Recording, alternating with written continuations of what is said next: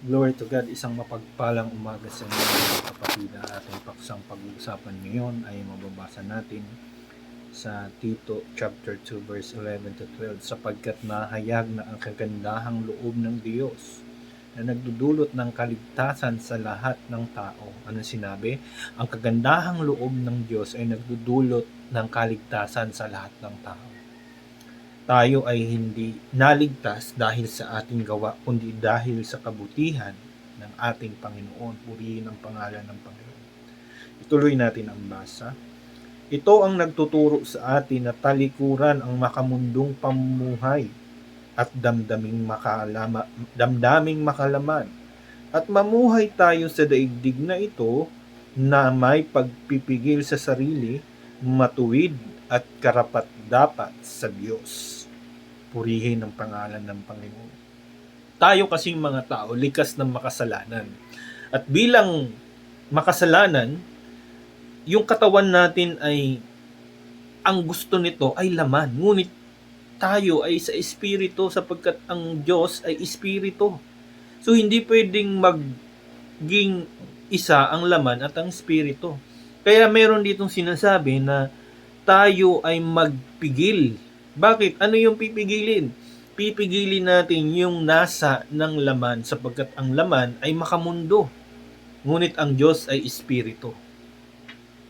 And being in flesh is prone tayo sa sin. Kaya nga sabi ng Panginoon, walang makasunod doon sa kaluwalhatian ng Diyos. Lahat nagkasala. Walang taong hindi nagkasala, kahit pastor pa yan.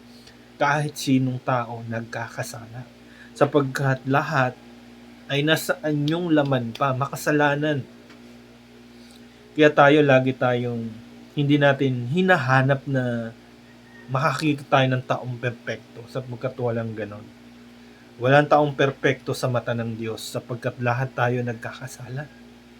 Kaya hindi tayo pwedeng magmalaki, hindi tayo pwedeng magyabang sapagkat tayo ay makasalanan pa. Nandito pa tayo sa katawang tao. And our teaching for today is number 1 is sin affect every aspect of human nature. Sapagkat nakaka-apekto talaga yan. Ang kasalanan ay ang bunga niyan ay kapahamakan. Seeking to honor God is not natural. Hanapin natin ang Panginoon sa buhay natin para tayo makasampa dun sa pamantayan ng Diyos. Sapagkat ang Espiritu ang siyang maglalaan at magbibigay sa atin ng guidance, hindi ang ating sarili. And salvation is entirely a work of God's grace. Ang kaligtasan ay biyayang kaloob ng Panginoon na walang bayad. Tanggapin mo lang. Acknowledge your need for God's grace, no? Ipakilala natin yung pangangailangan natin dahil sa Panginoon, siya ang magkakaloob sa atin ng mga bagay na ating kahilingan sa Kanya. And repent sincerely from the mind, heart, and will. Pagsisihan natin ang ating mga kasalanan sapagkat tayo ay makasalanan niya at walang ibang way para tayo makaalis dyan kundi tayo ay mag-confess, magsisi at magpigil sa makamundong gawa. And truly, Christ alone for your salvation and transformation.